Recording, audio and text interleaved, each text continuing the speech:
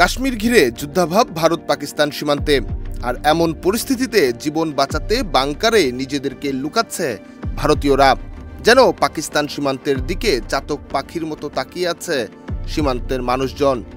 একই অবস্থা পাকিস্তান সীমান্তেও, যেন যে কোনো সময় শুরু হয়ে যাবে যুদ্ধ। নিয়ন্ত্রণ রেখা সংলগ্ন গ্রামের বাসিন্দারা আগাম সতর্কতামূলক ব্যবস্থা নিতে শুরু করেছেন। বিশেষ করে পাকিস্তানি সামরিক পোস্টগুলোর নিকটবর্তী গ্রামবাসীদের দেয়া ভারত সরকারের বাংকারগুলো পরিষ্কার শুরু করে দিয়েছেন ভারতীয়রা, যেখানে অনেকেই ইতোমধ্যে নিজেদের লুকিয়েও ফেলেছেন।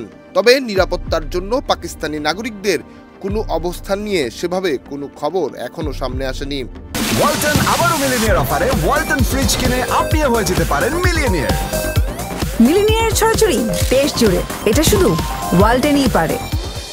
গ্রামবাসীরা এই বাংকারগুলোকে মোদি বাংকার নামে ডাকেন। প্রধানমন্ত্রী নরেন্দ্র মোদির শাসনামলে বাংকারগুলো নির্মিত হয়েছিল সীমান্তে। এখন বর্তমান উত্তেজনার প্রেক্ষাপটে দীর্ঘদিন পর আবার আশ্রয়স্থলগুলো ব্যবহার উপযোগী করে তুলছেন ভারতীয়রা। ভারতীয় সংবাদ মাধ্যম জানিয়েছে, জম্মু কাশ্মীরের পুঞ্চ বিভাগে বেশি উত্তেজনা তৈরি হয়েছে। সেখানকার সালত্রী গ্রাম, যা ভারতের শেষ অংশ, সেখানে উত্তেজনা বেশি, যেখানে ইতোমধ্যে গত দুদিন গোলাগুলি হয়েছে। এতে সালত্রী গ্রামের মানুষ সম্ভাব্য বড় হামলা থেকে বাঁচতে তাদের কমিউনিটি বাংকারগুলো পরিষ্কার ও প্রস্তুত করছেন। অন্যদিকে কাশ্মীরের পাহেলগাম হামলার জবাব দিতে সেনাবাহিনীকে পূর্ণ স্বাধীনতা দিয়েছেন দেশটির প্রধানমন্ত্রী নরেন্দ্র মোদী।